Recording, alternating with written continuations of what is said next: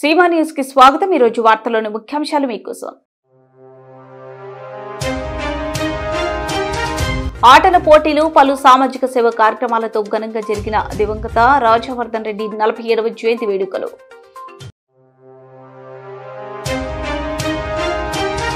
రాష్ట్రంలో మెడికల్ కళాశాలలను ప్రైవేటు పరం చేస్తున్నారని వైసీపీ నాయకులు తప్పుడు ప్రచారం చేస్తున్నారని తెలుగుదేశం పార్టీ నాయకులు కర్నూలు అన్నారు। కర్నూలు జిల్లా గోనెగండ్ల మండలం గాజులదిన్నె ప్రాజెక్టు వద్ద గల్లంతైన 2 విద్యార్థుల మృతదేహాలు లభ్యమయ్యాయి।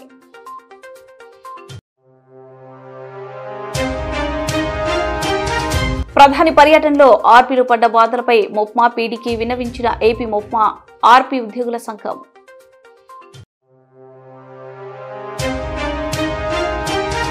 రోడ్లను త్రవ్వి మరమ్మతులు చేయకుండా నిర్లక్ష్యంగా వ్యవహరిస్తున్న ఇంజనీర్లు, కాంట్రాక్టర్లపై చర్యలు తీసుకోవాలి। తెలుగుదేశం పార్టీ నాయకులు దివంగత ఎదురూరు రాజవర్ధన్ రెడ్డి 47వ జయంతి వేడుకలు ఘనంగా నిర్వహించారు। కర్నూలు సమీపంలోనే అభయగిరిలో భూపాల్ నగర్, సుధిరెడ్డిపల్లె, నూతనపల్లె తేదపనేతల ఆధ్వర్యంలో నిర్వహించిన ఈ కార్యక్రమానికి కోడుమూరు ఎమ్మెల్యే బొగ్గుల దస్తగిరి పాల్గొని కేక్ కట్ చేసి అభయగిరి క్షేత్రంలో ఉండే అనాథ పిల్లలకు అన్నదానం చేశారు। ఈ సందర్భంగా ఎమ్మెల్యే దస్తగిరి మాట్లాడుతూ రాజవర్ధన్ రెడ్డి జయంతి సందర్భంగా వాలీబాల్, చెస్ పోటీలు నిర్వహించామని ఎమ్మెల్యే తెలిపారు। రాజవర్ధన్ రెడ్డి కోరిక మేరకే తాను ఎమ్మెల్యే అయ్యానని ఆయనను జ్ఞాపకం చేసుకుంటూ కంటతడి పెట్టారు। ప్రజల కోసం పుట్టిన నాయకుడు మన మధ్య లేని లోటు ఎంతో బాధకరమని ఎమ్మెల్యే దస్తగిరి అన్నారు। ఎల్ఐసి మధ్యరెడ్డి మాట్లాడుతూ ప్రతి సంవత్సరం జయంతి ఉత్సవాలు ఘనంగా జరుపుతామని తెలిపారు। నీతి నిజాయితీగా ఉన్న నాయకుడు రాజవర్ధన్ రెడ్డి మా మధ్య లేకపోవడం బాధకరమన్నారు। నందనపల్లె షాం మాట్లాడుతూ 47వ జయంతి సందర్భంగా విలువలతో కూడిన నాయకుడు మా మధ్య లేకుండా జయంతి వేడుకలు చేస్తుంటే మాకు చాలా బాధకరంగా ఉందని తెలిపారు। మా నాయకుడు మా మధ్యలో లేని లోటు ఎవరు తీర్చలేనిది। మా నాయకుడిని మా గుండెలో చిరస్థాయిగా నిలుపుకుంటాము। రాబోయే రోజుల్లో జరిగే వేడుకలు ఘనంగా ఏర్పాటు చేస్తామని తెలిపారు। ఈ కార్యక్రమంలో బీచ్పల్లి నాగరాజు, రామకృష్ణ, స్వామిరావు, బాలమద్దయ్య, జమ్మన్న పెద్ద ఎత్తున అభిమానులు పాల్గొన్నారు।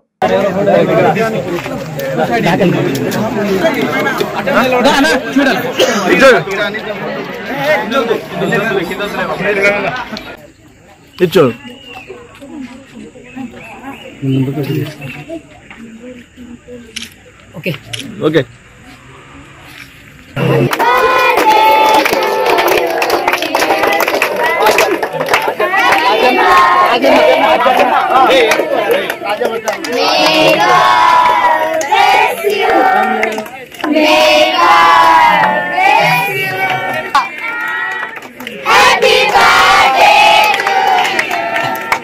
మేడం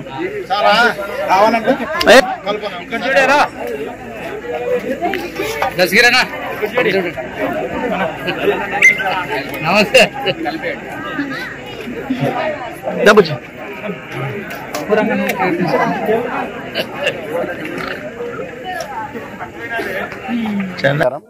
ఈరోజు రాజవర్ధన్ రెడ్డి 47వ జయంతి సందర్భంగా కర్నూలు జిల్లాలో చాలా వరకు ప్రోగ్రాం చేయడం జరిగింది। క్రీడలు కానీ అంటే వాలీబాలు, ఇంకా మిగతా ఇతర చెస్ పోటీలు, బాస్కెట్బాల్ కార్యక్రమాలను కూడా చేయడం జరిగింది। రాజవర్ధన్ రెడ్డి చాలా మంచి వ్యక్తి।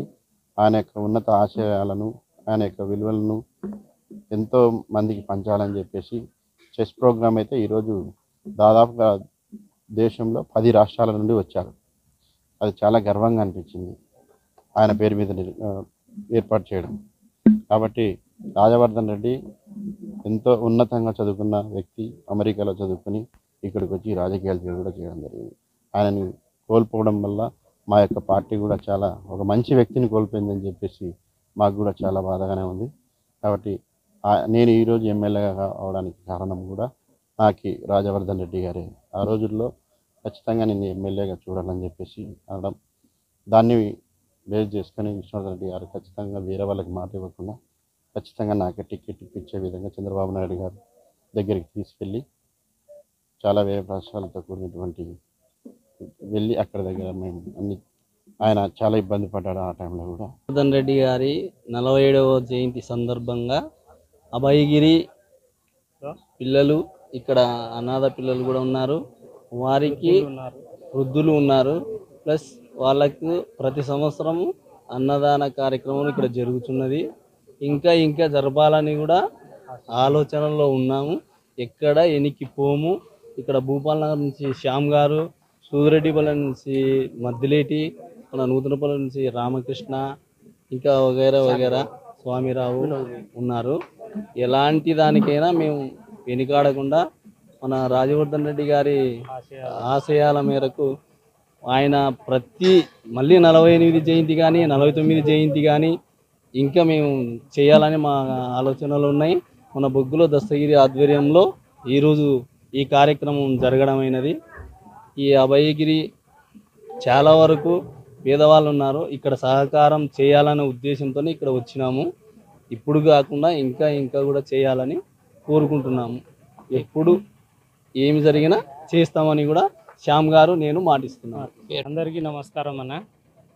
విష్ణువర్ధన్ రెడ్డి గారి కుమారుడు రాజవర్ధన్ రెడ్డి అన్నగారి పాణ్యం నియోజకవర్గ తెలుగుదేశం పార్టీ నాయకులు షరీనగర్ లో మీడియా సమావేశం నిర్వహించారు. ఈ సందర్భంగా వారు మాట్లాడుతూ కూటమి ప్రభుత్వం పీపీపీ విధానం ద్వారా మెడికల్ కళాశాలలను అభివృద్ధి చేస్తుంటే వైసీపీ నాయకులకు దిక్కుతోచక కోటి సంతకాల సేకరణ చేస్తున్నారని వారు విమర్శించారు. పీపీపీ విధానంపై వైఎస్ఆర్సీపీ నేతలకు అవగాహన లేదన్నారు. రాష్ట్రంలో కల్తీ మద్యం వైసీపీ నాయకులే తయారు చేసి వారి ఆందోళనలు చేయడం విడ్డూరంగా ఉందన్నారు. ఈ కార్యక్రమంలో ఎన్వి రామకృష్ణ, మాదన్న, ఫిరోజ్, ఎస్కే శ్రీనివాసరావు, జనార్దన్ ఆచారి, శైలజ యాదవ్, గంగాధర్ గౌడ్, పుల్లయ్య, రామకృష్ణ, రాములమ్మ తదితరులు పాల్గొన్నారు.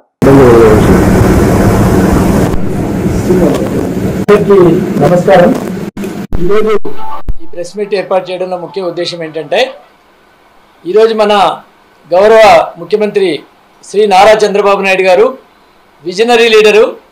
ఆయన ఏదైనా ఒక నిర్ణయం తీసుకున్నాడంటే భవిష్యత్తును దృష్టిలో పెట్టుకుని తీసుకోవడం జరుగుతుంది.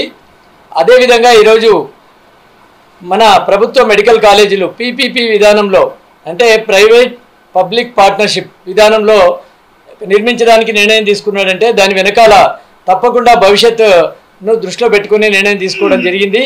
అదేవిధంగా ఈరోజు రాష్ట్రాన్ని ఓవైపు సంక్షేమం, మరోవైపు అభివృద్ధి పథంలో నడిపిస్తూ ఈరోజు దేశంలోని అత్యున్నతమైన స్థానానికి మన ఆంధ్రప్రదేశ్ను తీసుకుపోవడానికి ఆయన అడుగులు వేస్తూ ఉన్నాడు.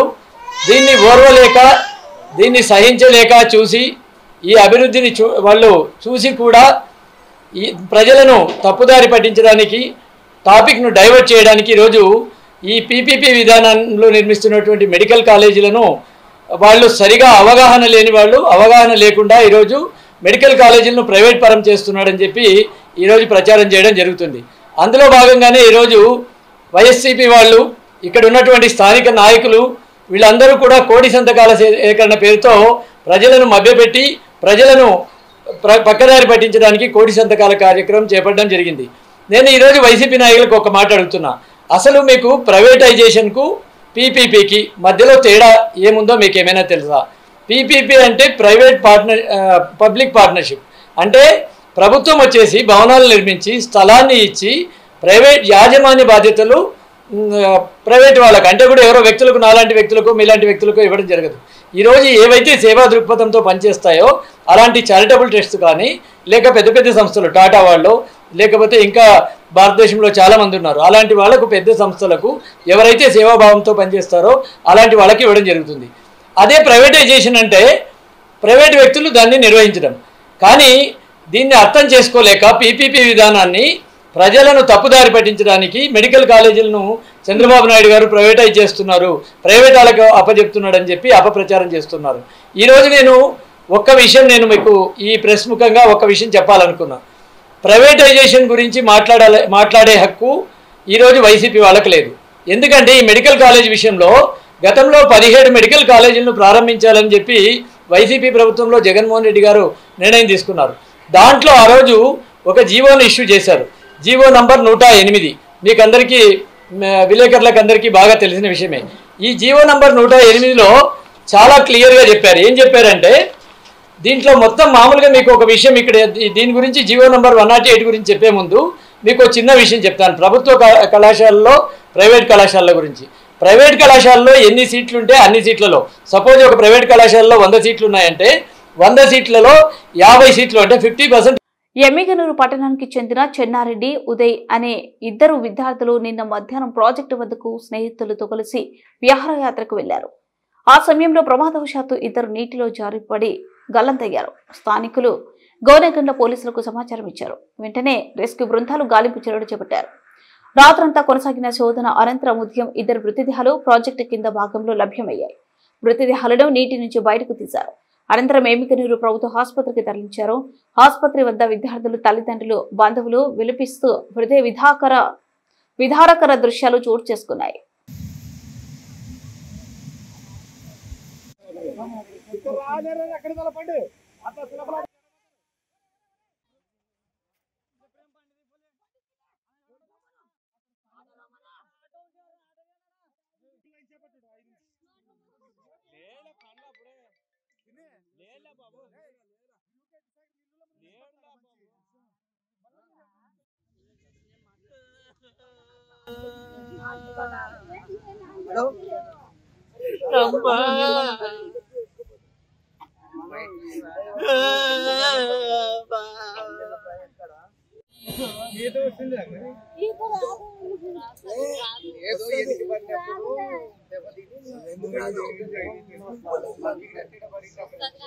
ఏం పేరు?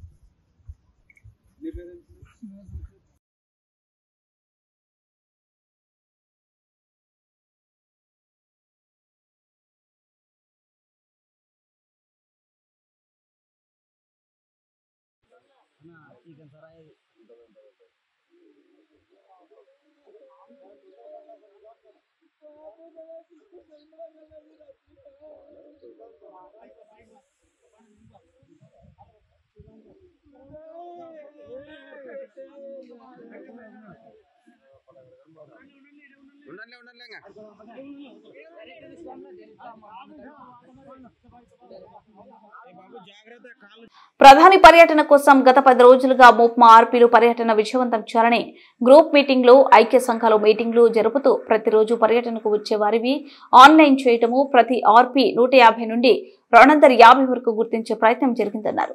15వ తేదీ బస్సులు వస్తాయి, రిసీవ్ చేసుకోవాలని సీఓలు చెప్పటం, లిస్ట్ ఇవ్వడం జరిగిందని, ఆ లిస్ట్ లో ఉన్నటువంటి ప్రకారం సీఓలు ఇచ్చిన నెంబర్ 1గా లేదని, సీఓకి ఇచ్చిన లిస్ట్ లో ఆర్పీ పేరు, బస్సు డ్రైవర్ కి ఇచ్చిన ఏఎస్ఆర్ లో ఇంకొక సీఓ పేరు నమోదై ఉన్నాయన్నారు. ఇదిలా ఉంటే బూత్ బాధ్యులమంటూ ఇంకో లిస్టు తీసుకొచ్చి ఈ బస్సు మాది, మేము తీసుకెళ్తామంటూ మోప్మా ఆర్పీ చెప్పిన స్థలంలో కాకుండా వారి ఇష్టం వచ్చిన ప్లేస్ లో పెట్టడంతో వచ్చిన సభ్యులు ఆర్పీలతో గొడవలకు దిగిన పరిస్థితి దాపురించిందని మోప్మా ఆర్పీ ఉద్యోగుల సంఘం జిల్లా కార్యదర్శి ఎస్ ఉమా ఆవేదన వ్యక్తం చేశారు. ప్రభుత్వ కార్యక్రమాన్ని నిర్వహించేటప్పుడు నిర్దిష్ట ప్లాన్ లేకపోవడం వల్ల రోజువారీ సభ్యులతో ఉండే ఆర్పీలను నిష్ఠూరం చేసే ప్రయత్నం సరైంది కాదని నాయకులు ఆవేదన వ్యక్తం చేశారు. కార్యక్రమంలో శ్రామిక మహిళా సంఘం జిల్లా కన్వీనర్ నిర్మల, 5వ రాష్ట్ర నాయకులు అలివేలమ్మ పాల్గొని మాట్లాడారు. గౌరవ ప్రధానమంత్రి వర్యులు రాక సందర్భంగా రాజమయూరి గ్రీన్ హిల్స్ లో పెద్ద బహిరంగ సభ ఏర్పాటు చేయడం జరిగింది.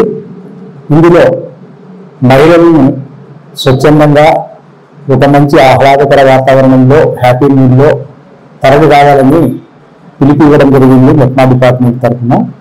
ఇందుకు ఆర్పీలు, రిసోర్స్ పర్సన్స్, కమ్యూనిటీ ఆర్గనైజర్లు అంతా కూడా పట్టణం నుంచి భారీగా మహిళలను సభాస్థలికి సమీకరించడం జరిగింది. 3 లక్షల మందితో ఒక పెద్ద బహిరంగ సభ ఏర్పాటు చేయడం జరిగింది. అందులో కర్నూలు అర్బన్ ప్రాంతం నుంచి పెద్ద ఎత్తున మహిళలు హాజరై గౌరవ ప్రధానమంత్రి వర్యులకు, అదేవిధంగా గౌరవ ముఖ్యమంత్రి వర్యులకు, ఉప ముఖ్యమంత్రి వర్యులకు, రాష్ట్ర మంత్రి వర్యులకు, వీళ్ళందరికీ, ఎమ్మెల్యే గారికి, వీళ్ళందరూ ఎమ్మెల్యేస్కి, వీళ్ళందరికీ కూడా ఒక స్వాగతం మంచి వాతావరణంలో, ఒక హ్యాపీయెస్ట్ మూడ్ లో చెప్పడం జరిగింది. మహిళలంతా కూడా ఇందులో వాళ్ళు ఏంటంటే కొన్ని ఇబ్బందులు పడ్డామని ఒక రిప్రజెంటేషన్ రూపంలో నాకు ఇవ్వడం జరిగింది.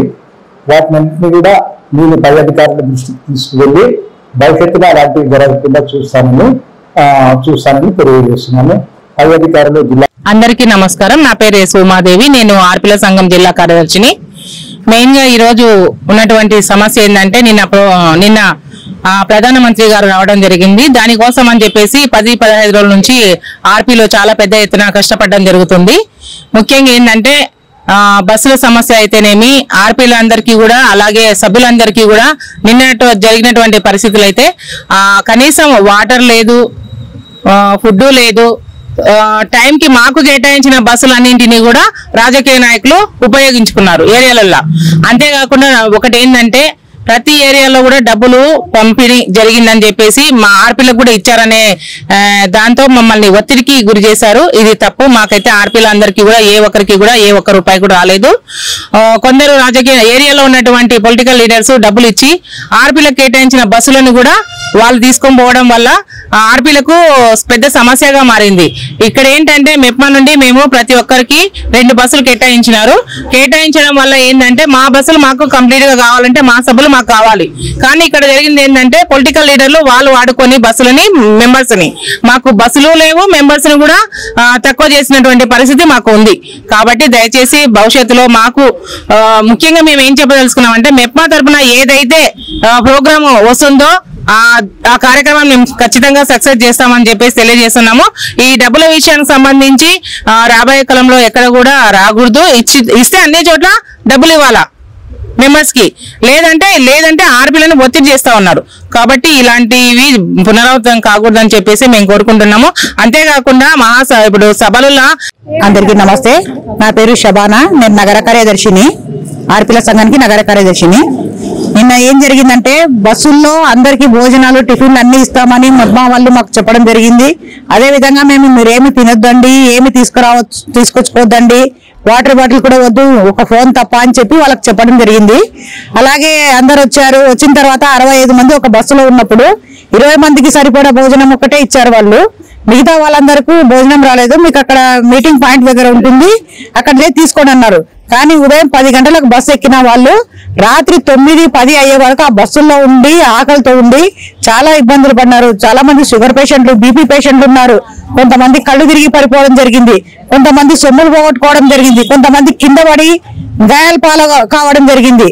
ఆ మీటింగ్ ప్లేస్, పార్కింగ్ ప్లేస్ కు చాలా దూరం ఉండడం వల్ల అందరూ నడిచి లోపలికి వెళ్ళి మళ్ళీ వచ్చి అందరూ మాకు అనారోగ్యాలు వచ్చినాయి, అట్లా జ్వరం వచ్చింది, ఒళ్ళు నొప్పులు వచ్చినాయి అని చెప్తున్నారు. ఈ డబ్బుల విషయం వచ్చేసరికి కొన్ని చోట్ల రాజకీయ నాయకులు వాళ్ళు పంచుకున్నారు. కానీ ఇక్కడ అపనింద వచ్చింది, ఆర్పీలకు ఇచ్చింటారు, ఆర్పీలు మాకు ఇవ్వలేదనే మాట వస్తుంది మాకు.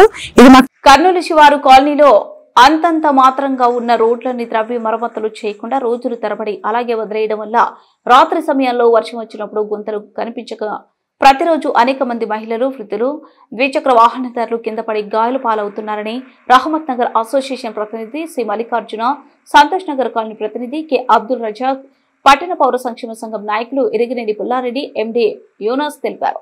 ఈరోజు ఉదయం సంతోష్ నగర్ నుండి రహమత్ నగర్ వెళ్లే రోడ్లపై పట్టణ పౌర సంక్షేమ సంఘం ప్రతినిధి బృందం స్థానికులతో కలిసి పర్యటించింది. ఈ సందర్భంగా వారు మాట్లాడారు.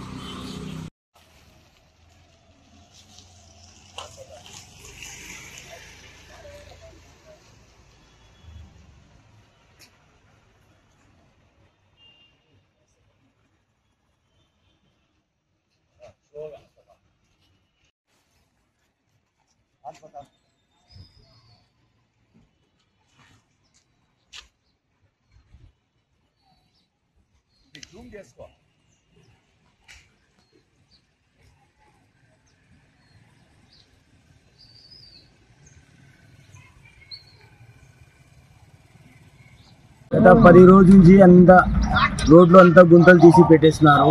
ఇప్పుడు ఏం పని చేయడం లేదు. ఈడంతా చూస్తే గుంతలకి ఏం ముడచడం లేదు. ముసలోళ్ళు పిల్లలు అంతా కింద పడుతున్నారు. దీనికి తొందరలోనే చేయాలని మనం విజ్ఞప్తి చేస్తున్నాం. తోగినారు, ఇది సిమెంట్ వేసుకోకుండా అలాగే పెట్టినారు.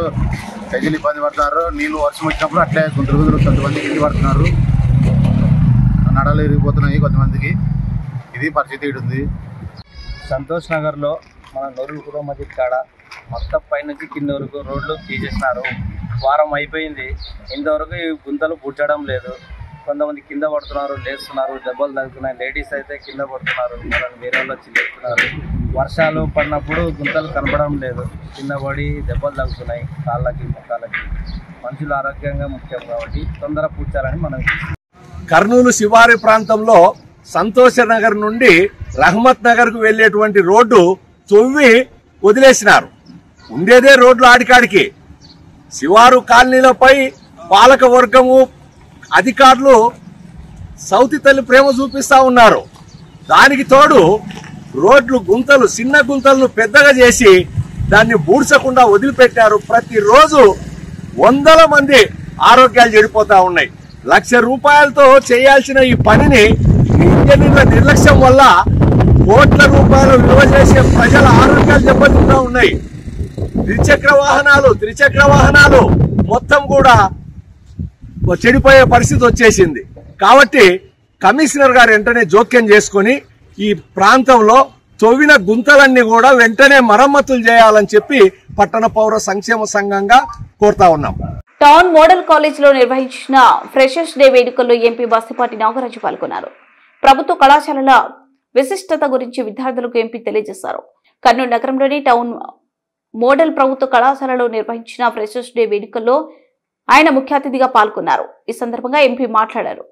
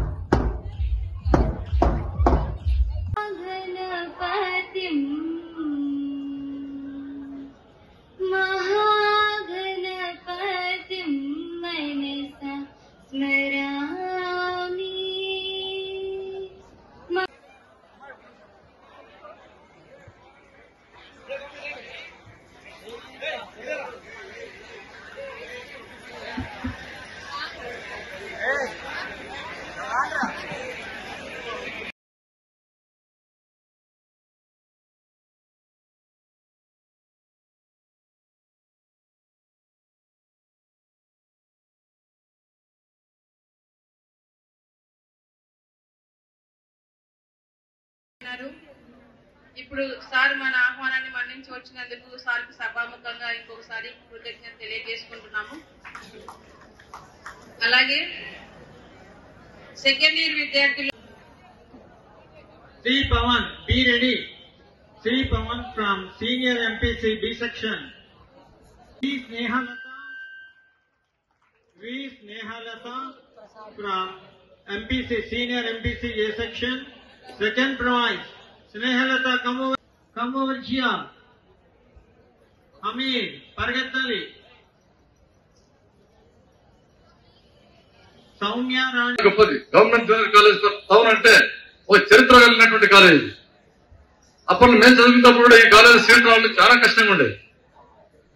ఇటువంటి కాలేజీలో చదువుకున్న వాళ్ళంతా ఎంతో ఉన్నత స్థాయికి వెళ్ళిపోయారు, చాలా ఉన్నత స్థాయికి వెళ్ళిపోయారమ్మా. ఎందుకంటే నేను కూడా గవర్నమెంట్ కాలేజీలో చదివి ఈరోజు ఒక మెంబర్ ఆఫ్ పార్లమెంట్ గా వచ్చారంటే అంటే గవర్నమెంట్ కాలేజీలో చదివినంత మాత్రం మనం వెనకబడతామని మాత్రం ఎప్పుడు అనుకోవద్దండి. దయచేసి మనకి ఎందుకంటే ప్రైవేట్ కాలేజీలకు ఏమాత్రం తీసిపోకుండా మన గవర్నమెంట్ కాలేజీలో కూడా స్టాఫ్ బ్రహ్మాండంగా ఉంటుంది. ఎందుకంటే క్వాలిఫైడ్ టీచర్స్ అంతా, మన లెక్చర్స్ అంతా ఆశామాషి లెక్చర్స్ కాదు, ఎంతో పబ్లిక్ సర్వీస్ కమిషన్స్ ఎగ్జామ్స్ రాసి సెలెక్ట్ అయి వచ్చినటువంటి టీచర్స్ ఇక్కడ. కాబట్టి ఆ టీచర్స్ మనం బాగా యూస్ఫుల్ చేసుకోవాలి. మన సబ్జెక్ట్ లో ఏమైనా మెరకలు ఉంటే కూడా వాళ్ళని అడిగి తెలుసుకోవాలి. 1-2 సార్లు గవర్నమెంట్ కాలేజీలో చదువుతున్నాం కదా అని చెప్పేసి ఏమాత్రం చదువు మీద అశ్రద్ధ పెడతాడు. దయచేసి మనం గ్రామీణ స్థాయి నుంచి వస్తున్నాం కదా, మనం బస్సుల్లో వస్తున్నాం, వేరే గ్రామాల నుంచి వస్తున్నాం అని చెప్పేసి మీరు ఏమాత్రం సందేహించరాదు. నేను కూడా ఒకప్పుడు చిన్న గ్రామం నుంచి వచ్చేవాడిని ఇక్కడికి, డైలీ కాలేజీకి వచ్చిపోయేవాడిని. కాబట్టి మీరు ఏంటంటే ఇప్పుడు అప్పటికంటే ఇప్పుడు సౌకర్యాలు ఇంకా మెరుగ్గా ఉన్నాయి. మీకు పుస్తకాలు అయితేనేమి, కాలేజీలో సౌకర్యాలు బ్రహ్మాండంగా చేస్తా ఉన్నారు. మీకు త్వరలోనే ఎంసెట్ పుస్తకాలు అయితేనేమి, ఎంపీసీ వాళ్ళకు, బైపీసీ వాళ్ళకి నీట్ పుస్తకాలు కూడా వస్తా ఉన్నాయి. ఒక వారం రోజుల లోపల ఆ బుక్స్ కూడా వస్తున్నాయి గవర్నమెంట్ నుంచి. మెటీరియల్ వస్తా ఉంది సపరేట్ గా. మీకు విత్ ఇన్ 1 వీక్ లో మీకు దగ్గరికి వచ్చేస్తుంది. ఎంత అంటే గవర్నమెంట్ ఇంత అకామిడేట్ చేస్తా ఉంది. గౌరవ ముఖ్యమంత్రి వర్యులు చంద్రబాబు నాయుడు గారు మన గవర్నమెంట్ ఫామ్ అయిన తర్వాత విద్యాశాఖ మీద సపరేట్ చర్యలు తీసుకుని నారా లోకేష్ గారు ఈ శాఖ తీసుకున్నారు. వార్తలు ముగించే ముందు ముఖ్యాంశాలు మరోసారి. ఆటల పోటీలు, పలు సామాజిక సేవ కార్యక్రమాలతో ఘనంగా జరిగిన దివంగత రాజవర్ధన్ రెడ్డి 47వ జయంతి వేడుకలు.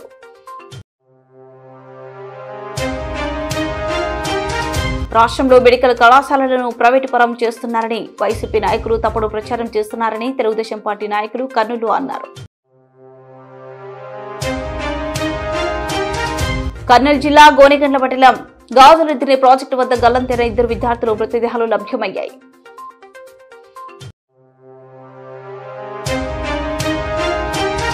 ప్రధాని పర్యటనలో ఆర్పీలు పడ్డ బాధలపై మొప్మా పీడీకి విన్నవించిన ఏపీ మొప్మా ఆర్పీ ఉద్యోగుల సంఘం.